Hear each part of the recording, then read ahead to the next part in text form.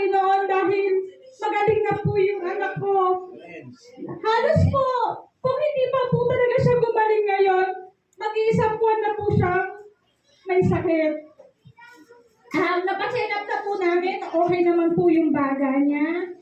Yung ihi niya, medyo na-infection lang din po. Tapos doon lang po nagkaroon po ng problema doon sa platelets niya.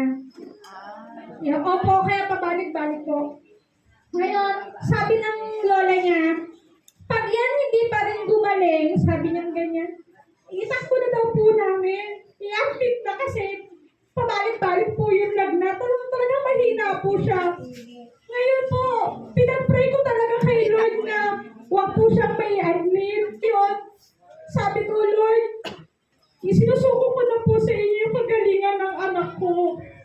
Huwag niyo na lang po siya kaya may admit kasi talagang natatakot siya. Sabi ko, Lord, bigyan niyo ako ng sign na kung ipapacheck up pa ba ulit namin.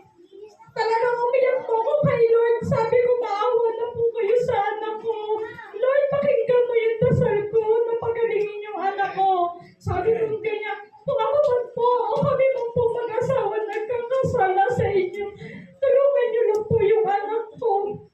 Alam niyo po, pinagabihan po. Lagi po yan, monitor ko po talaga. Halos hindi po ako natutulog kasi papalik-balik po talaga yung lagnat ni Yani.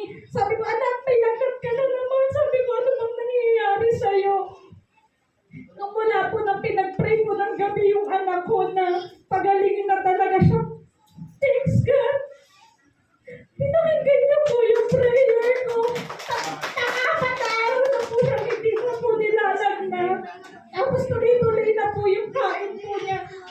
Na-provide po namin yun na salamat po sa buhay ng mga taong nag-pray ko para sa anak ko. Sumuporta po sa pagkain at gamot ng anak ko, tsaka prutas po. Si Lord na lang po ang bahalang pagbalik sa inyo, Lord. Sa Diyos at papurot pa sa lahat. Ito ay isa pang sunod sa utos ni Jesucristo na ating Panginoon.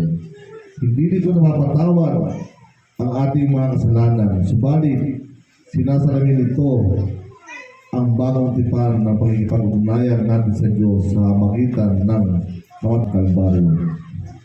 Ito rin ay isang mahalagang pagpapakita ng ating pagkikipag-isa sa katawan ni Kristo, ang Iglesia.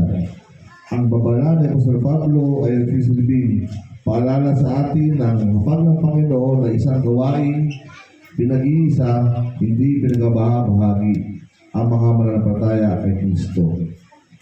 Madiin, pinapaalala lang ni Apostol Pablo na ang hapag ng Panginoon ay isang banal na gawain at dapat igalang. Ang pakigbahagi nito ng hindi nararapat ay maghubungan ng hindi maganda.